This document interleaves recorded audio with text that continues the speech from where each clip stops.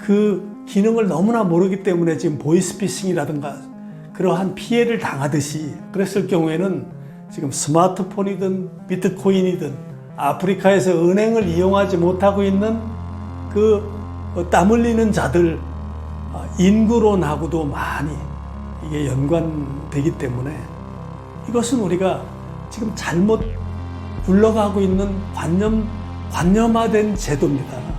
어떤 그 배당 한계액을 정한다든지 100년이 되면 내가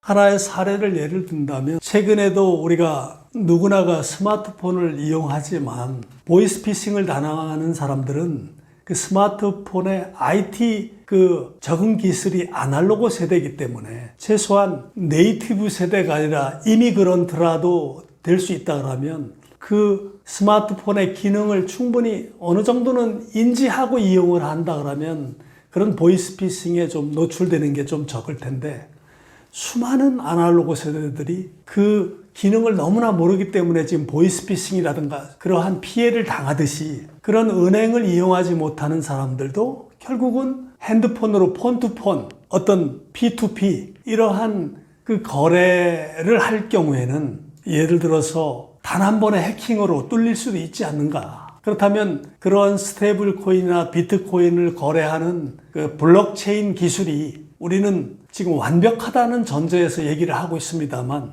우리가 최근에 모든 어떤 그러한 디지털 기술이 어느 한순간에 해커로 뚫리지 않습니까? 그랬을 경우에는 지금 스마트폰이든 비트코인이든 아프리카에서 은행을 이용하지 못하고 있는 그 땀 흘리는 자들이든, 저는 그러한 것을 전제해서 말씀드린 것입니다.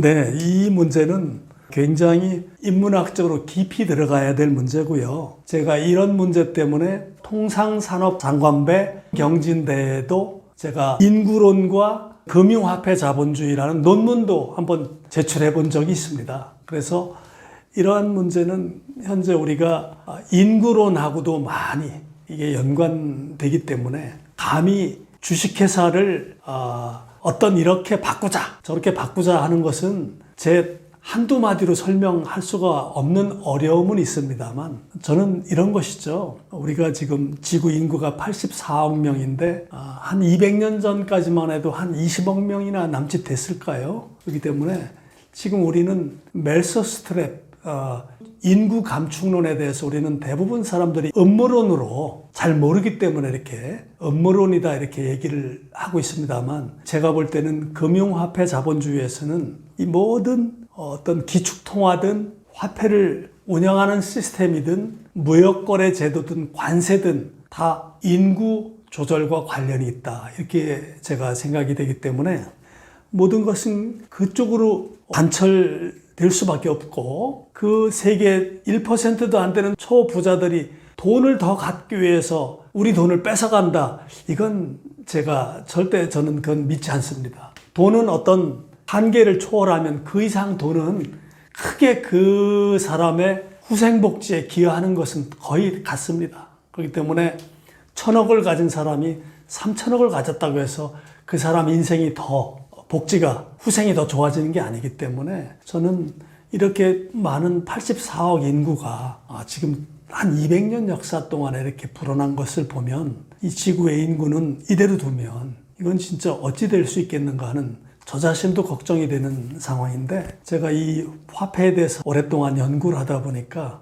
인구론까지 이렇게 깊이 제가 알게 돼서, 아까도 말씀드렸듯이 산업통상자원부 장관 논문 경진대회에도 제가 논문을 제출할 정도로 저는 인구론에 대해서도 역사적인 것을 쭉 자료를 많이 다 갖고 있습니다. 그래서 언젠가 설명할 기회가 있으면 더 좋겠습니다만, 바로 이런 것입니다. 첫째, 인간도 아닌 것이 인간보다 더 높은 신적인 대우를 받고 있는 게 법인입니다. 그 법인의 영속성, 이것은 우리가 지금 잘못 굴러가고 있는 관념화된 제도입니다. 주식회사의 영속성을 부여한다는 것은 인간이 영원히 살 수 있다는, 자식을 통해서도 영원히 살 수 있다는 그 관념적인 기독교 사상과 많이 관념화되어 있다는 것을 저는 굉장히 걱정하고 있습니다.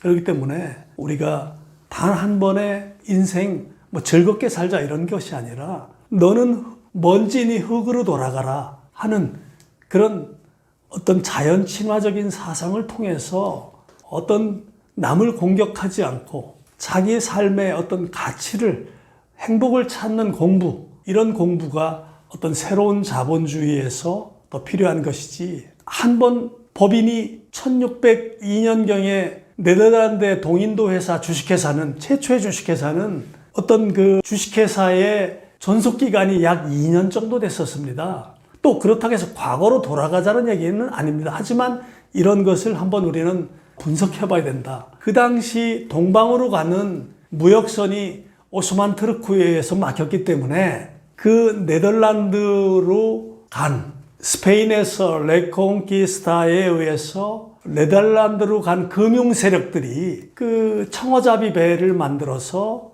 어떤 그 자본을 축적했고, 동방으로 가는 무역선을 만들어서 그 무역선을 열척을 띄웠습니다. 그래서 한번 가면 2년 만에 돌아오는데, 그 당시에 항해 기술은 좀 미숙했고 어떤 배를 만드는 건조 기술도 좀 낙후돼 있었기 때문에 한 번 떠난 배 10척이 돌아오다가 8척이나 7척은 침몰합니다. 2척이나 3척만 돌아와도 지금으로 말하자면 무역 수지에서 엄청난 이익이 났던 것이죠. 그렇기 때문에 그 2년 동안 그 위험성을, 리스크를 테이크하거나 그 권리에 참여하고 싶은 투자자들을 모집한 것이 네덜란드 암스테르담 증권거래소가 생긴 것입니다. 그러면 2년 만에 돌아와서 돈을 번 사람은 돈을 벌고, 말하자면 침몰해서 손해본 사람은 손해를 보고, 아니면 그 권리를 중간에 증권거래소에서 동인도회사 그 배 선주의 주식을 인수를 한 사람은 또 이익에 끼어든 것이죠.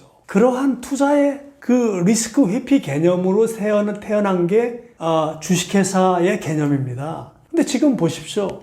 한 법인이 탄생해서 출자금 한 번 냈는데 몇백 년 동안 영원히 배당받지 않습니까? 이것은 인간이 영원히 산다라는 삶이 관념화되어 있는 그 정신이 들어가 있습니다.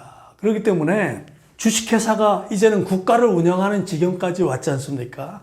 그렇기 때문에 인간의 욕망을 억제하고 어느 정도의 룰을 바꿔야 된다고 저는 생각하는 것이죠. 아니, 법인은 보십시오. 감옥에 쳐넣을 신체도 없지 않습니까? 고통받을 영혼도 없습니다. 그런 법인이 하는 행동은 우리 인간의 내면에 들어와 있는 기생충처럼 엄청나게 나쁜 짓을 하지 않습니까? 전쟁을 일으키고 수많은 사람들의 피해를 줘가면서 말도 안 되는 엄청난 이익을 그 3대, 4대 영원히 그 부가 세습되듯이 이렇게 가면 그 주식회사의 그 법인이라는 것은 우리가 최초에 생각한 거와 다르게 지금 자본시장에서 운영되고 있기 때문에, 우리가 유엔의 순기능도 있고 역기능도 있습니다만, 유엔의 순기능은 어떻게 보면 이런 것이죠. 강대국들이, 상위이사국들이 자기들이 정해놓은 거니까 다수 국가가 찬성하더라도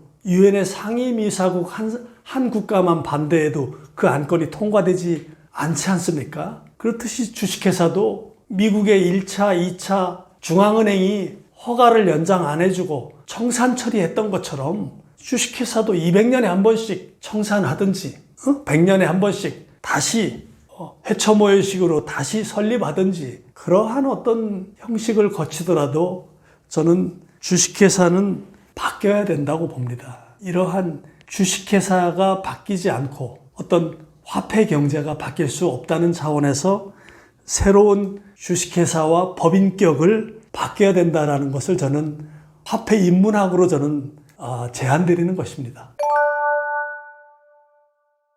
내가 자본금 내지 증자를 하더라도 내가 투자한 게 10억이라면 배당을 100배 이상이나 200배 이상은 안 된다.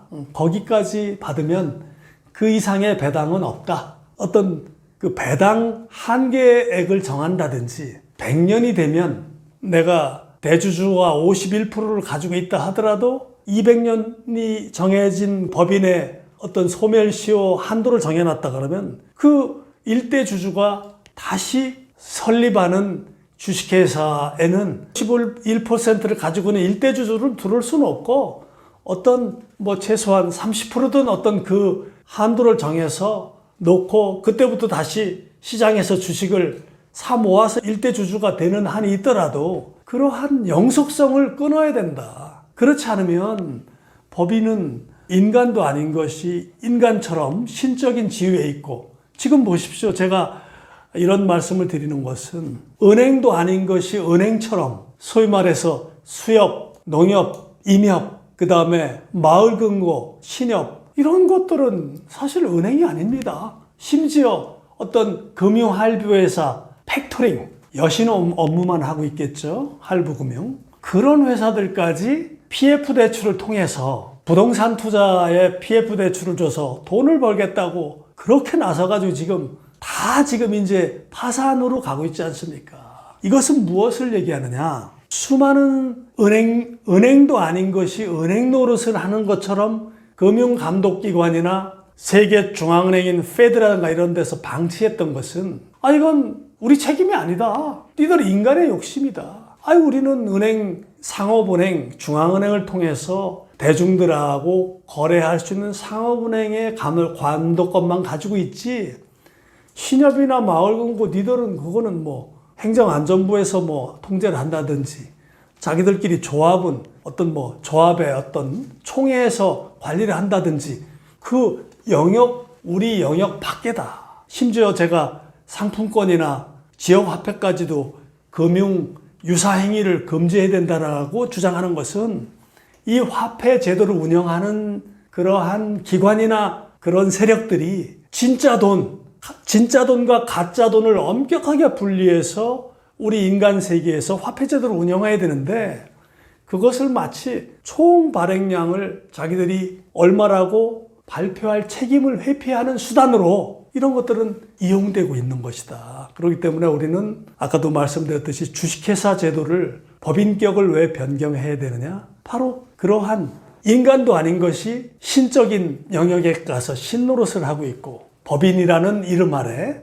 은행도 아닌 것이 은행 노릇을 하면서 은행의 제도를 끼어들어서 파괴시키고 이러한 책임을 그 은행 시스템을 화폐 시스템을 운영하는 자들이 책임 회피의 수단으로 이용되고 있다. 우리는 깊이 들어가서 고민해봐야 된다 이런 것을 주장하는 것입니다.